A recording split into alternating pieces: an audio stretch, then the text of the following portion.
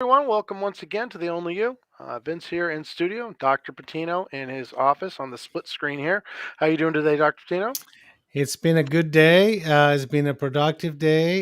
It's also been a sad day. I had to do a little program that is in a highly publicized case here in Arizona of a teen that committed suicide. And I think that you and I talked before the show about maybe talking a little bit about that, get some ideas in terms of parenting and how to identify this. But as you probably know, talking about teen suicide is probably one of those themes that give parents lots of anxiety, Mm, right? So we'll get to it. We'll talk a little bit about this, but I think it's important to understand that suicide in adolescence, it is the second leading cause of death among adolescents. wow. Actually, the first leading cause is accidents. Hmm, The second leading cause is suicides, and the third leading cause is homicides. Right. wow. So that tells you that kids are not supposed to die, and they don't die from illness. I mean, number four is probably malignancies, like cancers in youth, leukemias, things like that. Even though it's rare to have an adolescent die, when they die, they usually, at least the three major causes, are pretty dramatic and sudden, right? Accidents, motor vehicle accidents, boating accidents, all kinds of different accidents. And then we have suicides and we have homicides. So the loss of adolescence is usually pretty tragic, right? It sounds like very traumatic as well. I mean, for the parents and for the people around them. Is that somewhat to have to do with, we've discussed in the past, the development of the neurology, prefrontal cortex until they're 25 years old? And of course, that part of the brain is impulse control, things like that. Is that why Well, I this think is that the reason? that plays a role in terms of the process and the method and the quickness of it, and sometimes the inability for people around them to identify who's at risk for this. And I'm using the word risk because prediction is not a good word to use when we talk about suicide. Even for those of us, and I see, I don't know, many suicidal patients every day, and many adolescent suicidal patients every day, it's very difficult to predict who's going to commit suicide, right? But so we're not good at prediction, even in the business that I'm in, but we're good at determining risk. And that's where I think people needs to be focusing, meaning what is the risk of my child dying by suicide? Mm, Okay, what is the risk of my child dying by an accident? What is the risk of my child dying by homicide? So we need to look at multitude of parameters to evaluate risk, right? But that's really not much different than what is the risk of somebody with hypertension getting a heart attack, right? Is you can't predict which one of the people who have hypertension are going to get a heart attack, but we know a percentage of them will. And then we look at the parameters, overweight, not sleeping well, high stress, um, not taking their medications for the blood pressure, those kinds of things. So you start putting pieces together. So when we look at managing risk and suicide in particular, we look at a number of different things, mm. right? So we have to look at the age of the child. We have to look at the family situation of the child. We have to look at the family history of the child. We have to look at prior attempts. We have to look at, is there a history in the family of suicides? Is there a history in the family of mental illness? Does the child have a substance abuse problem? Does the child have issues with depression and anxiety?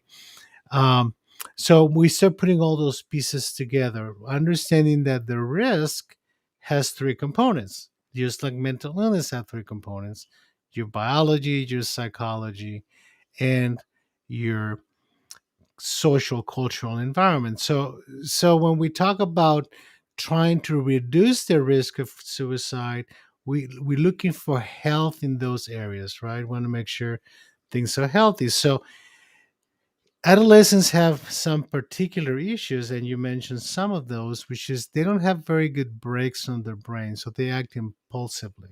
Mm. Used by being adolescents in the process of brain development, they don't think to develop a good judgment on decision making, right? So if it feels good, they jump into it and then they confront the consequences. Now, somebody may say, well, that's the way you learn, right? You take a risk, something good or bad happens, and you learn from it. The problem is that sometimes the risk is too high. So the calculation of risk is high. Another thing to is important to mention is that approximately 60% of completed suicides in adolescence is with a firearm. I was going to ask that, as macabre as it is, what is the most prevalent method? The most prevalent method is a gun, Hmm, okay, followed by probably overdoses.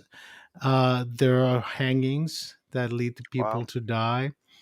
Uh, and I think that we used to have this ratio of 4 to 1, meaning for every four attempted suicide, there is a completed suicide. So we have four times as many attempts as we do completions. Now, the absolute numbers, even though one suicide is one too many, right?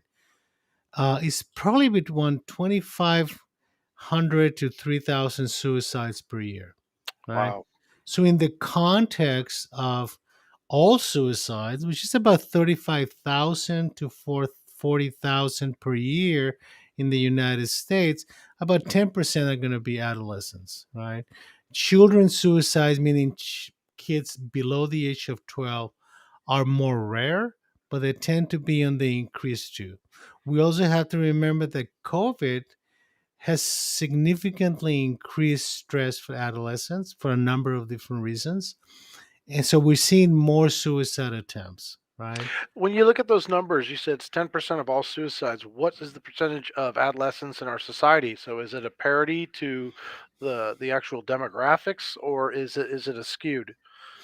It's probably, if you look at the numbers from 2019, is probably a little higher than Hmm, the percentage of the population. Probably by 1 or 2 points is not extremely higher. But adolescents are one of those groups of human beings in the world, and in particular in the United States, in which we're seeing an increase in suicides. There are two populations we are concerned about in terms of growth of suicides. One is children and adolescents, the other one is the elderly. hmm. Usually people over 65 or 70. In particularly with the older population, males who have recently lost their wives. Okay, that is a population that we tend to be more concerned about in terms of suicide. You know, elderly male who have lost their wives or their partner tend to be at higher risk for suicide, as well as adolescents. And then you have compounding factors, right? So, um, fortunately, we don't have 500,000 suicides per year like we have 500,000 deaths from heart attacks, right? So in adolescents, we have a number of about 2,500. But again, one is one too many. And if you talk to the parents of somebody who has completed suicide, it is one of the most devastating experiences for a number of different reasons, right? Uh, and frequently, one of the reasons that I find most prevalent with the parents of kids who have completed suicide is guilt. Hmm. Is the question, how could I have prevented this and what did I do wrong? Right? That we have this natural instinct as parents to be protective, right? Um, what happens in adolescence, though, is that the protection becomes more difficult because the kids don't allow you to protect as much, right?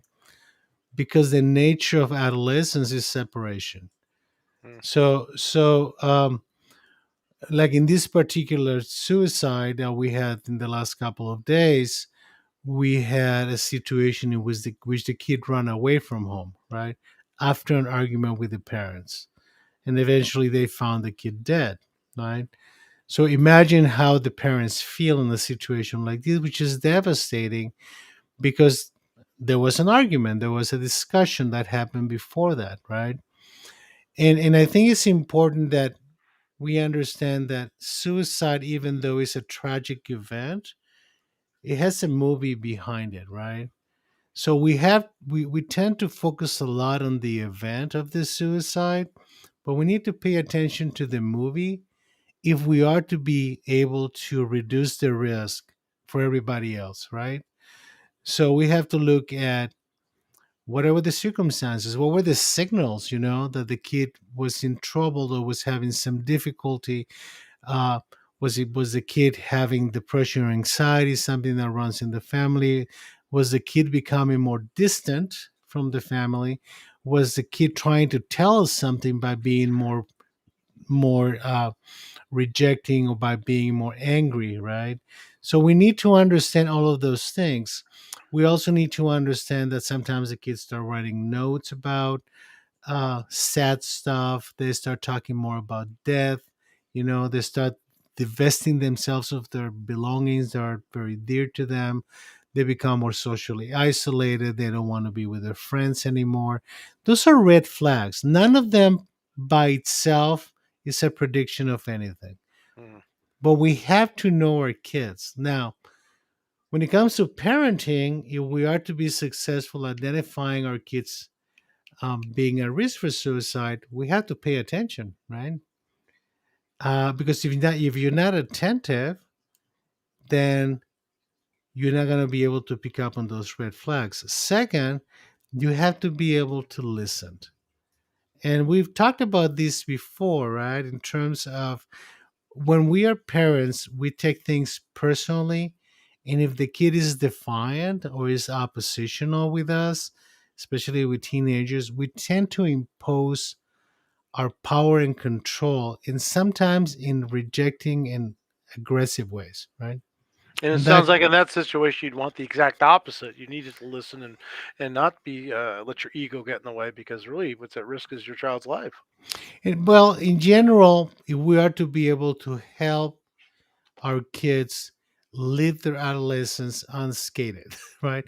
Without any significant trauma, right? Because suicide is the ultimate trauma because you're dead. But a lot of these kids end up becoming rejecting and defiant of their parents, impulsive, substance abuse, running away from home, getting with the wrong crowd, getting into criminal behavior. So when we start looking at those things, those are risks associated with our inability to listen, Mm. right? Now, I'm not saying that you shouldn't be in charge of your kids, right? Because I hear that a lot. But we have to be smartly in charge of our kids. The third rule, you have to be attentive, you have to be listening, and you have to not be afraid. Mm. And that is terribly important. If you are afraid of your kids, you're going to be doubtful of the decisions you're making. And you don't have to make the decisions being angry, right? The kid will try to get you angry because if they get you angry enough, then you'll give up because it's a lot of work. It's a lot of work, right? So you're the punching bag. I mean, the day that you decided to have children, somebody should give you a punching bag and say, "This is who you are now," right? And you have to be willing to take some punches, right? And to stay firm. You take, I mean, if you're a punching bag, you hit the bag, eventually the bag goes back to normal, right? So the adolescent will use you as a punching bag, but you need to understand that the punches are messages, Mm. right? And sometimes the kid is asking you to be in control. Sometimes the kid is asking you to pay attention. Sometimes the kid is asking you to listen, right? You don't have to agree with your kids and you don't have to like them, right? But you have to listen to them.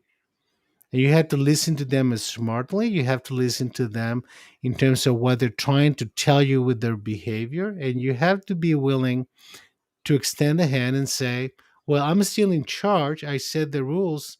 You're still not going to the party, you know? And I know that's frustrating for you, but how can I help you, stay here? So if someone is looking at their kids and they're seeing some of these warning signs, what is a parent to do? I mean, run around and grab all the bad items and keep them in the house. I mean, like you said, you have to take some risk and have to let the kid do certain things. So where's that balance, and when is it time to go get extra help, or even to potentially check them into a hospital or something more severe? Where are those lines typically? Well, the reality is that there's not a specific rule that you can follow. However, you can follow certain guidelines. For example, I think that is a good practice not only because of suicide, but because of availability of substances, that we are responsible as parents with things that can harm our children, right? I'm not saying that we have to be obsessive and paranoid about anything, right? I mean, probably two-thirds of households in the United States have firearms. Just be responsible with them, right? I mean, don't make them available for them to have an accident with or for them to shoot themselves in the head with, right?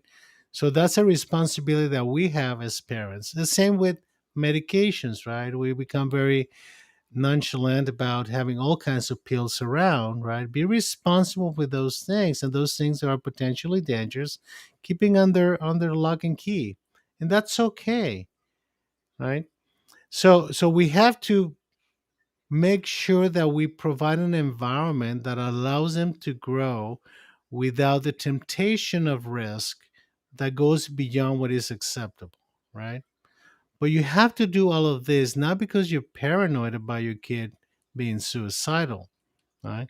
But because you don't want to make it easy and available for them to impulsively act in an emotion that at that moment they don't know how to handle, right? Mm, Now, there are a lot of kids that have chronic depression, right? And so if you have a child with depression and anxiety and is having difficulty sleeping or becoming isolated, you have to listen to what the kid's telling you and you have to offer help.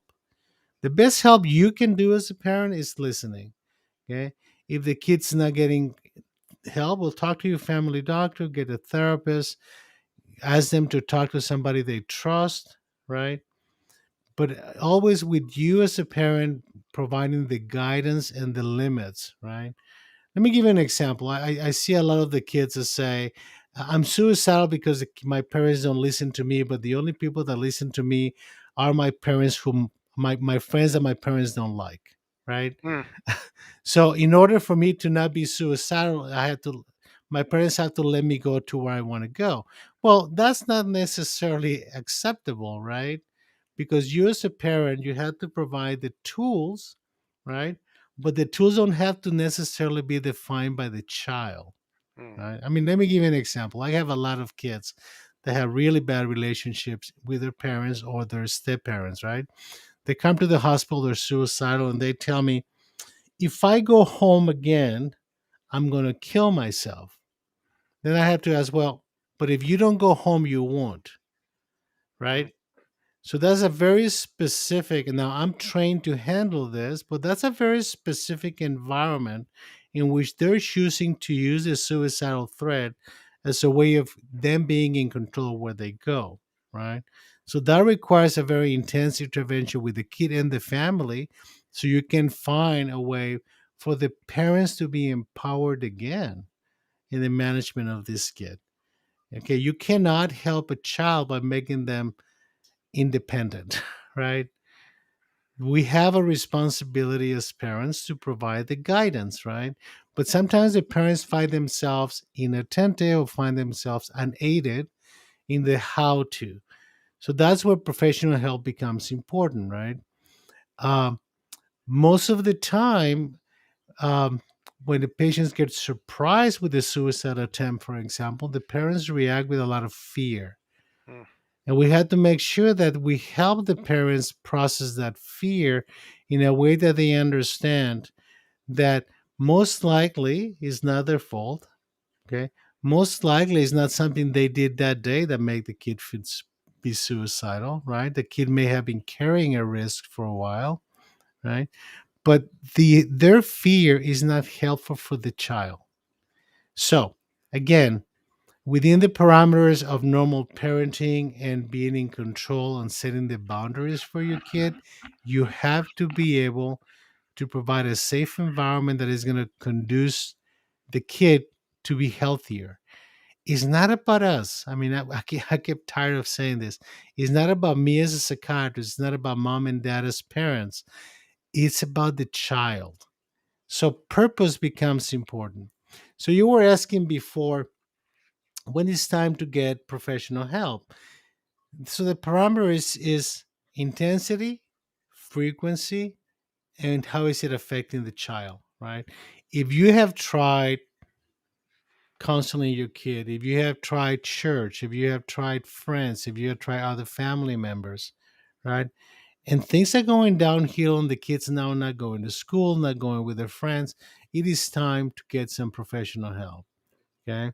And in the professional help can be as simple as go to see your pediatrician or your family doctor, request a therapist, and get a good assessment of what the situation is and develop a treatment plan in terms of not how we're going to fix the problem, but how we're going to provide the tools for the kid and the family to be less intense and more adaptive, if you may. So what if the ultimate threat is made? You want me to go to a doctor? You want me to get treatment? I won't. And if you make me, I'll kill myself. Okay. Um, there's two sides to that. One is we still have other lines of support for the child that are independent from the parents. For example, Teen Life, which is a teen run crisis service, right? Where the kid can actually talk to another team who has been trained and knows how to handle that, right? And we'll put the link to that in the notes for Yeah. this. So teen life is very important. But the other side is that if the parents feel that the child is serious and an imminent threat of acting out in a violent way toward himself, herself, or somebody else, there are crisis services you can call to your home. Hmm. Okay. The ultimate number to call would be 911. I'm not advising people to call 911. It's better to call crisis services first. But I think that parents need to feel empowered and in control and not think that they're going to damage the kid more because they're asking for external help. If you as parent feel unaided or helpless in terms of dealing with the situation, get help. And you can get help on the emergency basis. You can get, I mean, there are agents. I mean, Arizona, there are agencies. Most states have agencies that you can contact. You know, Teen Life may have maybe equipped to dispatch somebody to your home Hmm. in terms of crisis services. 911 is also available, right? But and I think that I think there's another number now. I don't know if it's 411 or something like that. I think there's a new number being developed for non life threatening emergencies that require immediate medical attention. So there are services available that the parents shouldn't feel afraid or ashamed of calling, right? There are a lot of cultural issues, right, in terms of how different cultures handle situations like this. My culture, Hispanic, handles it one way. Anglo-Saxon people handle a different way. Asian people handle a different way. African American people different way. Native Americans different way. We need to know, the cultural context of what we're dealing with, right? Um, but one of the things is that if the kid's talking about death, if the kid's talking about suicide, as a rule, we in our business, psychiatry, psychology, counseling, we always take it seriously. It is our job to take it seriously and to assess, to determine the risk, right? The worst thing you can do is, okay, go ahead, you know, take a bunch of pills. You're trying to manipulate me. Never say that. Okay? Why is that? Because some people will do it just to prove you wrong. So never call the kid's bluff when it comes to suicide. No, never, never. You see, if the kid is seriously about suicide, and even if the kid is utilizing suicide as a way of communicating, which is rare, we always have to take it seriously because it's not the job of the parents to determine the risk. Hmm. It's their job of the parents to keep the child safe, right? So it's better to act, evaluate, and develop a treatment plan, okay, than to have the kid take an overdose and go into the emergency room, right? Um, and again, um, you cannot, there's no way for us as professionals to say this kid's bluffing or not if we haven't assessed the kid, right? I mean, once a kid gets to the hospital, once a kid gets to us, we have different ways of interviewing the kids and trying to understand what has led the kid to that point, right? We want to kind of build up the movie so we can understand, right? But we don't make an assessment of the seriousness of suicidal behavior until we assess the kid.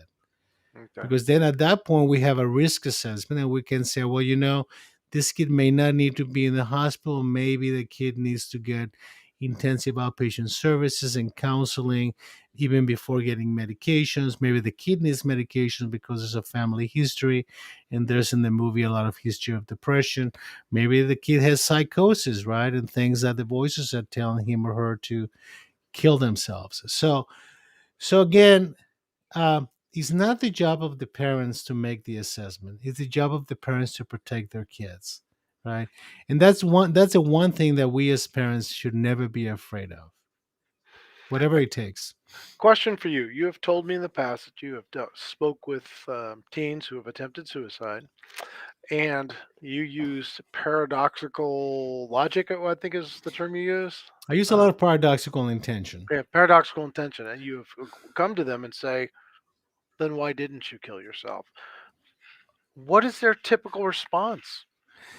They get angry, Mm, which is kind of the purpose of asking the question, right? Because when you ask a kid, what kept you from killing yourself? The immediate impulsive reaction of a teenager most of the time is, you're not taking me seriously. But the reason we use paradoxical intention in a lot of different settings, suicide is one of them, OCD is another one, some anxiety disorders, is because I want to move the kid from I want to die to what keeps me alive. Because at the end of the day, it is only the adolescent who may choose not to die, right? So I want to strengthen their ability to stay alive. But I will tell them questions like, ask him questions like this morning. I had a 16-year-old girl who's definitely wants to kill herself, but she didn't succeed. And I asked her the question, what has kept you going for 16 years? Right? So because sometimes we get so focused on the suicidal behavior that we forget to look at their positives, their strengths, their values, right? Because that's what we have to work with, right? The suicidal behavior already happened. They made a decision to take an overdose. They tried to hang themselves and the rope broke, you know. They pulled the trigger and there was no bullet, There are all kinds of different things that happen. And you have to recognize that a lot of the time they didn't kill themselves because they failed at killing themselves, right? So I don't want to stay focused only on what drives him to die. I want to stay focused on what drives him to stay alive. And sometimes it's a pet, sometimes it's mom, sometimes it's a dog, right? Sometimes it's their friends, right? But whatever it is, when it comes to staying alive, borrowed motivation is better than no motivation at all, right? personal question. Um, you do this for a living. How do you handle it? I mean, that's heavy stuff. Well, young kids trying to take their lives. I always wonder, who do you talk to when it comes to some of this stuff? I talk to the pillow. Okay. Uh, we're trained to do this, right? And I think that part of the process is to once you get to understand that it's not about you being a great doctor. It's not about you, imposing your will on a child. It's not about you being recognized because of your expertise. That's when you start moving into the understanding part, okay, and the purpose part. The purpose of what I do is to help those kids who are suffering, right? So, in order for me to do that, I had to be neutral. And we developed ways, and in the old days, we used to go to our own therapy and stuff like that to maintain that neutrality. You cannot be perfect at it, right? But the best you can do at neutrality, the better you're going to be able to not judge the kids. So, one of the major parameters that I try to teach my students is don't make a judgment, right? The moment that you say the kid's bad because he's using drugs, okay, or the kid's bad because he's having sex, or the kid's bad because he's not following the parents' rules, we have to kind of disavow ourselves from all of those cultural baggage, you know. So being non-judgmental is not an easy thing to do because sometimes, I mean, I do court work too. Sometimes I go to court, and I'm trying to explain the behavior of a rapist or the behavior of a serial killer, right? But I had to leave aside the idea that this guy could have killed a family member of mine, right? How would I feel if he kills one of my family members? Well, I can tell how I feel. I will feel like killing that person, right? And I will feel terribly hurt. But at that moment, okay, I'm not dealing with that. I'm dealing with not judging the behavior, even though it's not an easy thing to do. So I have to deal with kids who are sexual offenders. I had to deal with kids who are rapists. I had to deal with kids who have tried to commit suicide. I have to deal with kids who've killed other people, right? I have to deal with kids who have been seriously traumatized, sexually abused, right? So, in order for me to be able to be effective on helping the child, I cannot put myself in the middle. And that sounds like the same advice you say for the parents, putting themselves in front. It's one of the times where the only you is no longer the only you, it's about the only them and focusing Correct. on their use. Okay. Correct. Yeah, Think, purpose becomes the guidance, right? What am I trying to accomplish by talking to this kid? What am I trying to accomplish by disciplining the kid? Am I trying to accomplish, you know, demonstrating my power and control and my ego? Or am I trying to help the kid be a better person, more adaptive person? Once again, amazing information, very tough topic. I think I mentioned to you, I know 7 people in my life that I've met or known who've taken their own life in different manners in different ways. It's very tragic. No young kids, though, but I could see how that could be an incredibly traumatic event in somebody's life. Yeah. Well, thank you very much. We'll see you next week. Thank you very much. Please subscribe and let us know your comments, and we'll get back to you next week again. Thank Take you. care.